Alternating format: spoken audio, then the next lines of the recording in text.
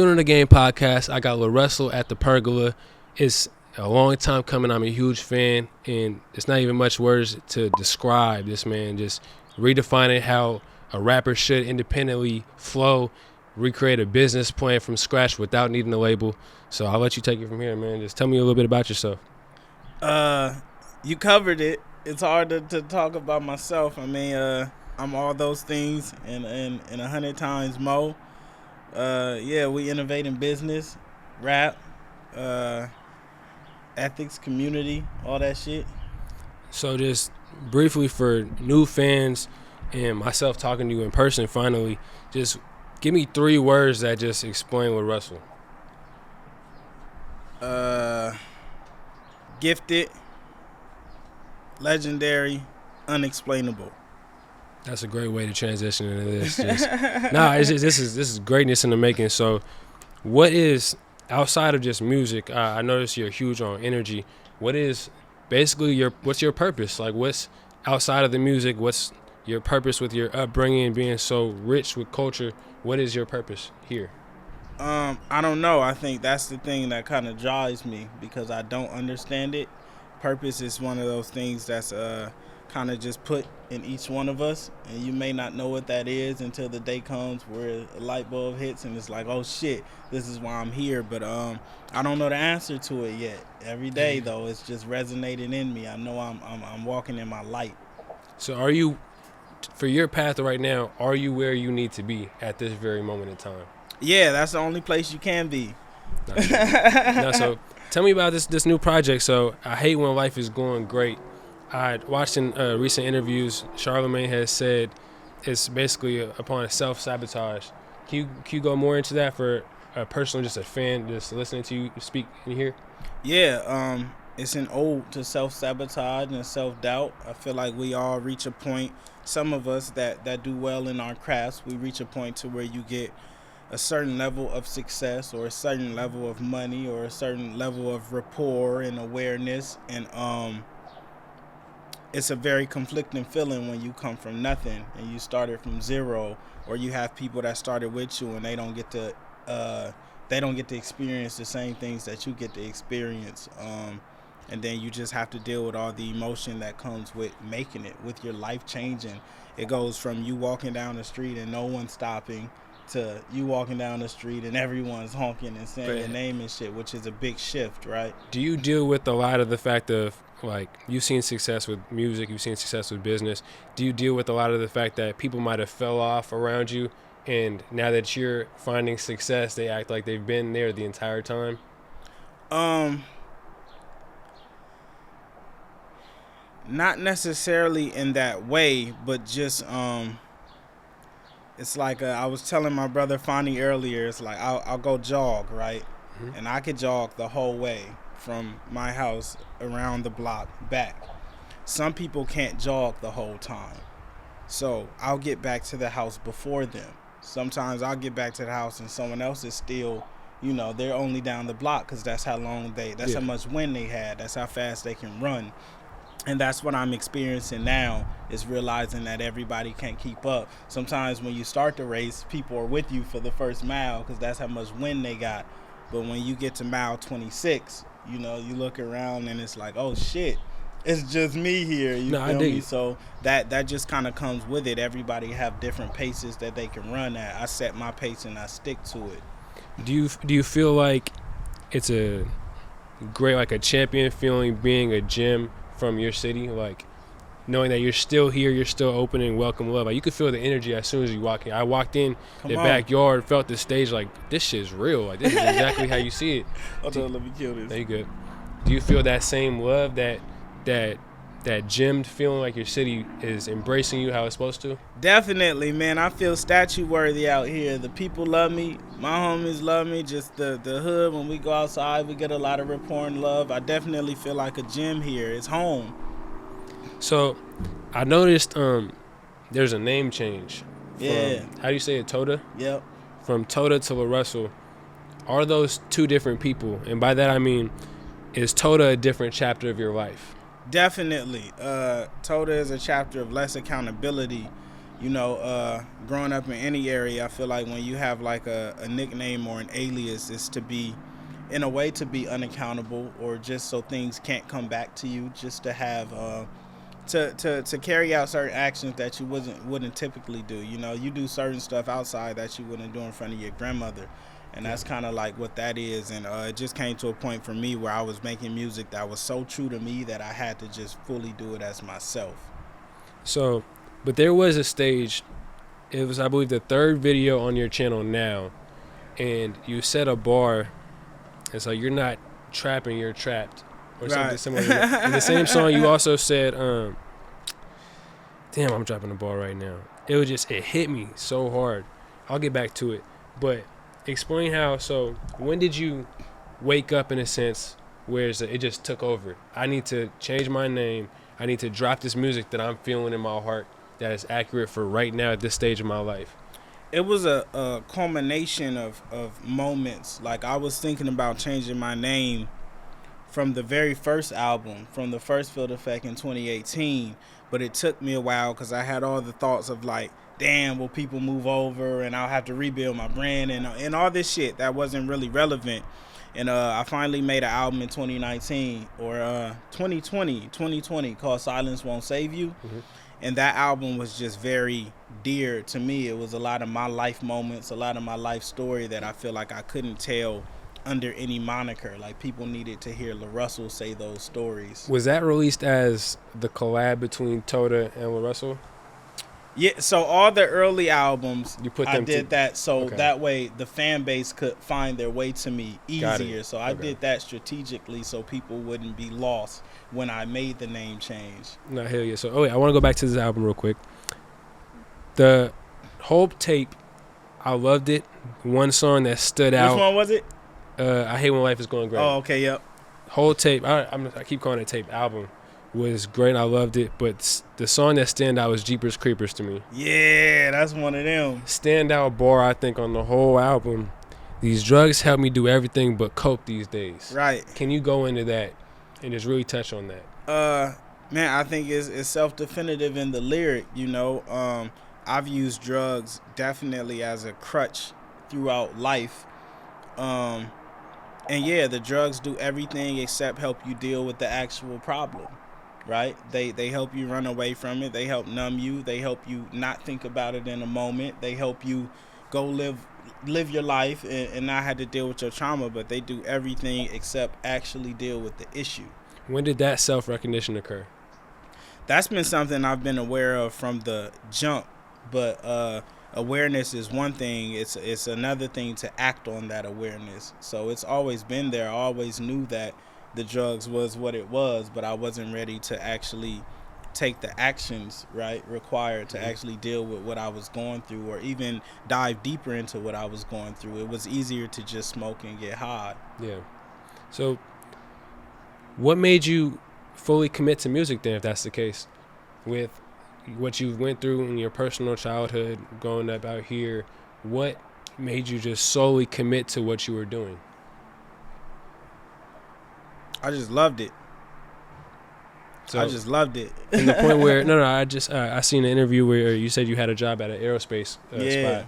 What made you quit that and just full-fledged? What gave you the confidence is what I'm asking, to full-fledged? Because not everybody can do that. Lack of fulfillment. The confidence came through practice. I wasn't confident until I had did it so many times that people start telling me how good I was, right? And as you practice and you get better, you gain confidence. If you hoop every day, when you go to the court and it's niggas who only hoop once a week there, like, nigga, give me the ball every time, right? So that comes from that shit. Does that make you appreciate the craft more, knowing that, for example, I watch interviews every single day. I don't even listen to music at this point. It's all podcasts and interviews. So knowing that this craft took you out of working a regular job, it's about to, if it already hasn't to start it, it's about to change your whole life. Does that make you appreciate the craft of music more and really take it that much more serious, chest up energy? Definitely. I mean, I've always taken the craft serious. The art means a lot to me. But yeah, it just shows me what I've always known from the jump that this shit is ultimately about the music. If you can make great music, you will make it. That's the step that everybody skip in every process, right? If you're great at it, you're going to make it. You're going to excel. Everyone skips that part, and niggas try to market and run ads and try to come up with all these strategies to blow up when it's like, nah, nigga, your shit suck. Get better. The root of the problem. Okay, gotcha. Right? They're not trying to change the actual root. Right. And get better with the actual root of the problem. They're trying to market some bullshit. Right. It's easier to just paint over the dents in the car instead of actually getting the dents out. And sometimes you have to get an entirely new car, right? But instead, niggas just turn the radio up and they hear the engine, you know, fucking grinding. Up all but it's like, types nigga, turn the radio up and keep going. You feel me? But yeah, it's working on your talent is dealing with that root. Like, that's where it's at. If you're the best player, you're gonna win. That's the easiest way to win. Instead of trying to figure out how to cheat and trying to figure out how to get better shoes and all this shit, just work on your craft. So I noticed that, with that being said, that structure is huge to you. What do you do right now? You explained it out that you have even a posting schedule. How important is structure to a up and coming rapper, even yourself? But how important is structure to a rap career? It's as important as you make it.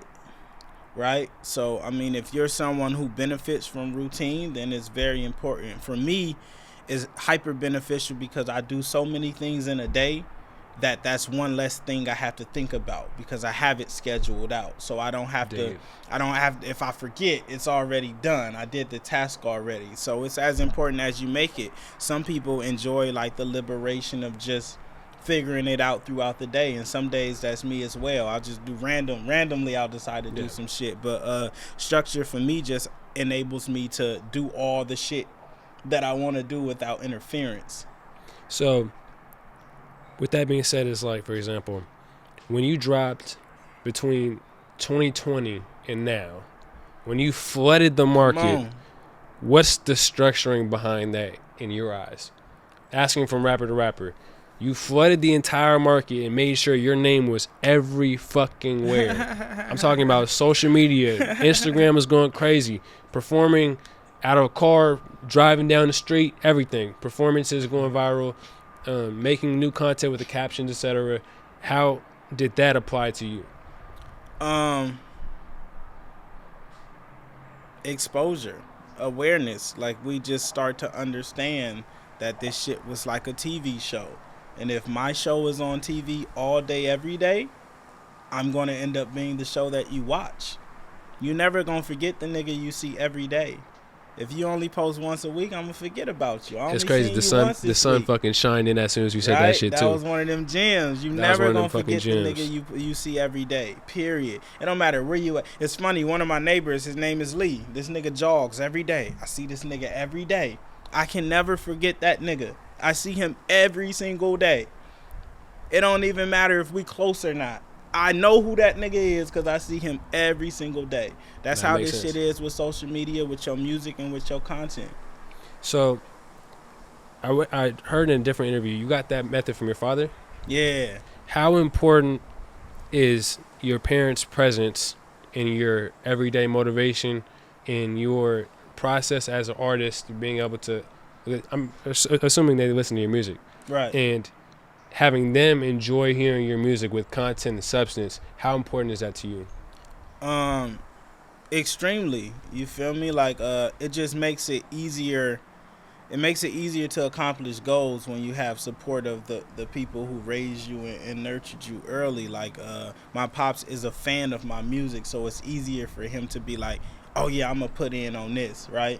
And like, a lot of parents persuade their children to pursue other paths when it comes to shit like this, but it's usually because they're just not good, right? So if you're good and you honed your craft, it's just easier for them to support you and help you build. My pops don't have a problem helping me build or going in on shit because he knows where it's going. So do you think if, for example, being a black man is already hard enough, do you think that if other males of color in today's world had the parental support that you had specifically, they would just be pushing a lot harder? Or do you think it's to each his own? I think it's per individual. I think each individual views their experience differently. I was able to take my experience and make something out of it. Everyone's not able to take the same experience I had coming up and turn it into this. So it really depends on the person and their perspective of what happened to them and how they decided to cultivate out of that. I like that answer. This is one I've been waiting for fucking days to touch on this. Promoter scammers. Yeah. I was in your fucking comments. The scammers. I was in your fucking comments. Why, you been scamming niggas? No. Oh, okay. I have a different perspective than you do. Okay, holla at me. Let's go. So, recent interview content on your Instagram basically said you should never have to pay to perform. Yep. I'm calling cap on that. Why? Because if you're dealing with the promoter, I'm a rapper, promoter, director, club owner, party bus owner, etc., whatever, businessman. If you're dealing with the promoter that sells the tickets already, that does all the work, etc., the opener that has nothing to offer the show but funds, the promoter has to pay for it. You've done this yourself. Security, venue, talent if so, staff, liability insurance if possible, police if possible. We're taking all the risk. What is the opener, up and coming rapper, local support, what do they have to offer if they're not even on the main flyer? That's the thing. I don't think you should be on a show that you're not welcomed in. I don't think you should be lending yourself somewhere you're not welcome. Like, if I have to pay to get on that stage, clearly niggas don't fuck with me.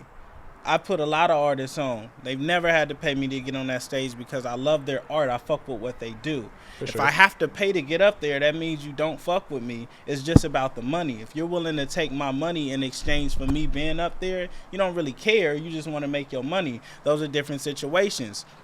To me, that's scammers, especially if you know that this opportunity won't lead to much for this artist. And y'all usually know that. When these artists come and they pay, y'all hear they fucking music, and you know it ain't nobody in this fucking crowd coming here to watch them. But that's a different situation if you've done all the work. Some of these promotion companies make these artists go sell tickets and then give them a percentage off of that ticket. You might sell a $15 ticket and they'll say, I'll give you $2 off of it. If I sold the ticket, how the fuck am I getting $2 if they coming to see me? But what if you get the 25 tickets to sell? What if you don't sell? Because this happens a lot, actually. You get the 25 tickets to sell. You don't sell all the tickets, or you don't sell anything close to all the tickets, but you're still expecting to perform. No, you shouldn't. That's the main. And you that's have why you have to specify that more. That's why when you make people those posts. shouldn't go into those situations. If you can't sell 25 tickets, you don't need to be there. Go build your demand so you're not at a loss. That's a waste of your money. But then to each his own. When a nigga is willing to take your money, even though they know that you're at a loss, that's a scamming ass nigga. They're okay with that. I'm not okay with that. So you can have different in opinion, but it's not cap because I'm an artist who's done it and succeeded. We're all in the same field. So check this out. We're all in the same field. Everybody in the building has to make a profit. Everybody. The security guards have to get paid. And it's not the security guard's responsibility what the front door person is doing, what the rapper is doing. It's not the headlining rapper's job to worry about the promoter's payment. Because I just dealt with a $55,000 plus show and rappers didn't even fucking promote it. And I still sold it out off my name. So I should be able to monetize off of whatever parties. It all goes into what type of business you're doing, right? If you're doing that style of business with those kind of people, you should expect those kind of results. We don't do that kind of business. But I'm asking you to specify into greater detail. Because there's a lot of different ways to promote the same show. That's all. I mean, I stand on what I said. I think as an artist, you should never have to pay to get onto a stage. If you have to pay to get onto a stage, you should just wait. You're not wanted in there yet. Save your money because that's a wasted opportunity. What about the artist, for example, Blueface? Came out and said he's paid thousands to do opener slots. At the same time, like at the beginning of his career, he was paying thousands to be in front of the crowd for exposure, etc. Because he felt that's what's best for him. The promoter's not going to give a fuck. Yeah. But he felt that was best for his situation. I've watched the crowd turn away. I was in that process with them. Right. So, what's your answer to if they do feel it's the best move at the time and just it's not accurate, but it's not detrimental? Do you want to be where Blueface is right now? It depends on what you define as a win. Nah, for real. It depends, because if you're coming up at it from nothing, Blueface also has 2 houses. He has a successful music career, 6 plaques. Blueface didn't blow up because he was paying to get on those shows in front of people who didn't want to see him. That's not how we all found Blueface. But it is how he came. It was a part of his process. A part of his process and his journey, yeah. A part. Just because something's a part of your process don't mean that you had to go through it. You chose to go through some things. Every part isn't pivotal, right? For sure. So some people are convinced. I got offered to go on a tour, and the amount for it was like hella low, and the response was like, oh well, we went through it, and it's like, well, nigga, I don't have to. I don't have to. Nah, facts. Yeah, you did. That was a part of the journey, but it's not a necessary part. It doesn't have to happen. But like I say, different caliber of artists, you may need to. It depends on the level of art that you're creating and what your grand goal is. For someone who's listening to LaRussell, I assume they want to get to where LaRussell has gotten, and that's not a good play for you. So how are you saying that they may need to, depending on the play, if you also said you should never? Yeah, I don't think you should. Okay, for example, take me for example. Prime example, 2018, 2019, my big song, Will Whatever, came out, I'm a Dog, blah, blah, blah. Say the opportunity to perform at Rolling Loud came about. It's only $2,000, whatever. Like how they charge the labels. They charge the labels $3,000, $4,000 for Rolling Loud slots, whatever, early slots, whatever. At that time, I would have took the fucking deal just to perform in front of whatever. And I'm getting paid every weekend. I would have said, fuck it. Because I never performed at a Rolling Loud, but I perform in front of thousands every weekend. Every weekend for 2 years straight, I performed. Everybody in the state seen it. But I would have took that fucking chance.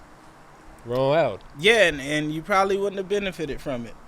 Because you had to pay to be on there. But it's to who's there as well. The artist in the background, the artist in the front.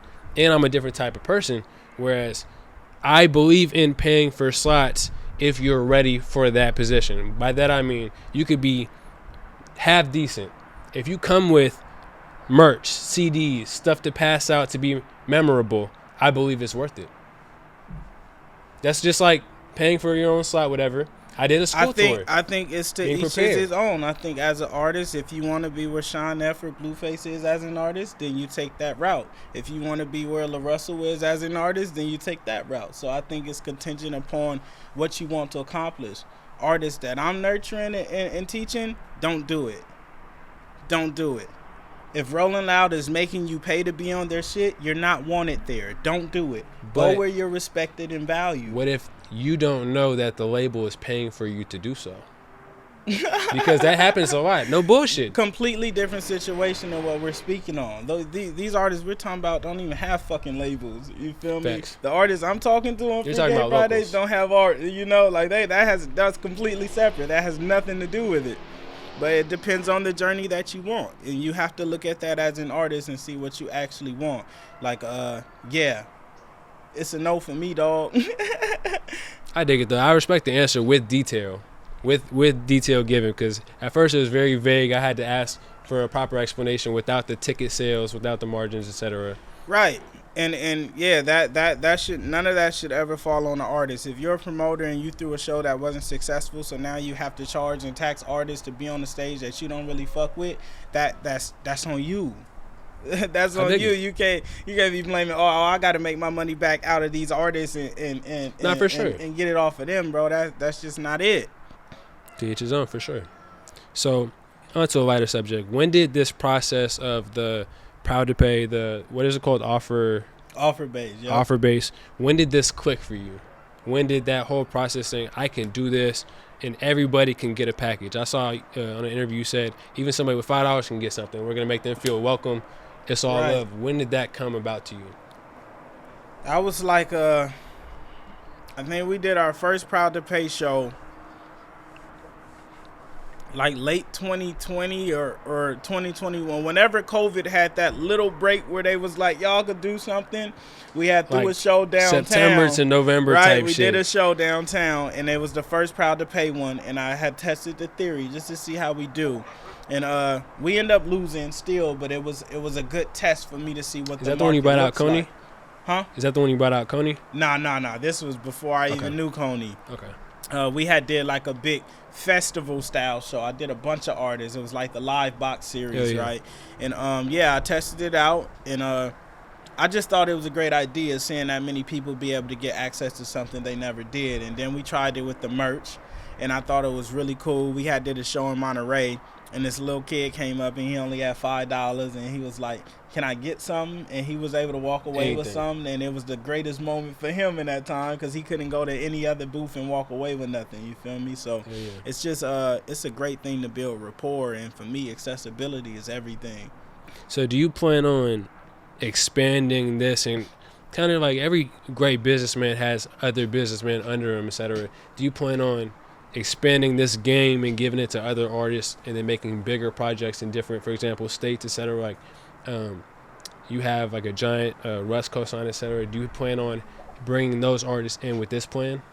So I think we're already doing that. There's a lot of artists that's already following our blueprint and doing Proud to Pay things or just selling direct to consumer. And man, every coast I go to, there's an artist coming up to me saying, oh man, I can't wait to do this with my show and shit. So yeah, definitely. I think that's just a natural response to you being innovative. We touched on this a little earlier, about your energy just being so powerful, etc. How big is your energy in working with other people and working with, like, everybody has their own story, has their own aura? Does that affect how you collaborate and how you communicate with people, specifically artists? Definitely.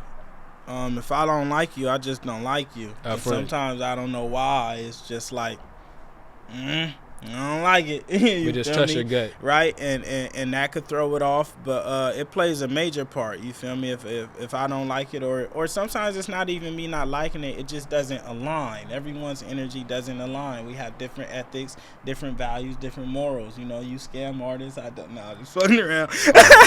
I'm going I'm gonna get hella shit for this. Hey, but you feel me? It just depends on if it's in alignment or not. I don't really collaborate much. Because it really takes a lot for me to want to share my art and my world in that aspect. But I'm just cool with everybody. I fuck with the people I fuck with. And so how is that working with, you have your company, Good Company.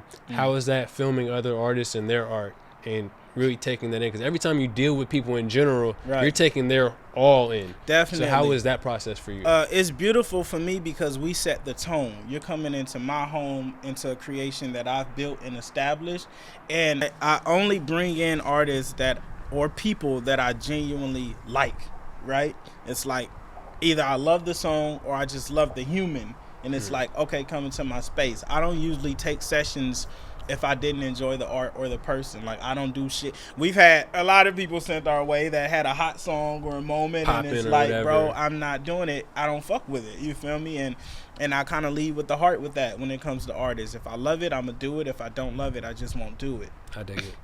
So I ask this at the end of every episode. I care specifically about rappers and artists, creatives being aware of their surroundings and safety. How important is it in today's day and age, for example, us listening Takeoff the other night, PNB Rock, etc., to be aware of your surroundings at all times? I think that's just important as a human, not even for the dangers that's around you, but also for the good that's around you. If you lack awareness, you're going to miss out on everything, right? If you lack awareness, you miss out on the good opportunities as well as the bad ones. So I think that's just something to kind of master and nurture as you grow. You can only be so protected in this world, right? I noticed you said, like, the pergola, this is like a burrow, like a good energy force field, basically. Do you feel that the city respects this as like a home base? Like you said, this is ours. Can you touch on that a little bit? Definitely. The city, definitely. I mean, we love this place, you feel me? Like, so many different people from every side of the V have been here. This is a neutral ground. There's not too many places in Vallejo where you can get people from every single side to be there smiling and laughing and hugging and shaking hands and to feel comfortable being there, right? But here, everybody know it's a neutral zone. It's a safe spot. None of that. Whatever politic you got outside, that shit ain't applicable here. Nah, I dig it. Well, you have a great head on your shoulders. Your energy is so powerful, dog. Like, I'm going to continue to listen to your music, to continue to watch you grow. It's a pleasure to be a part of the process or even watch it from a distance. Pleasure to meet you in person, man. Come on. Yeah, man's came down from LA for this. It's different. 6.5 hours, man. Gotta get it done.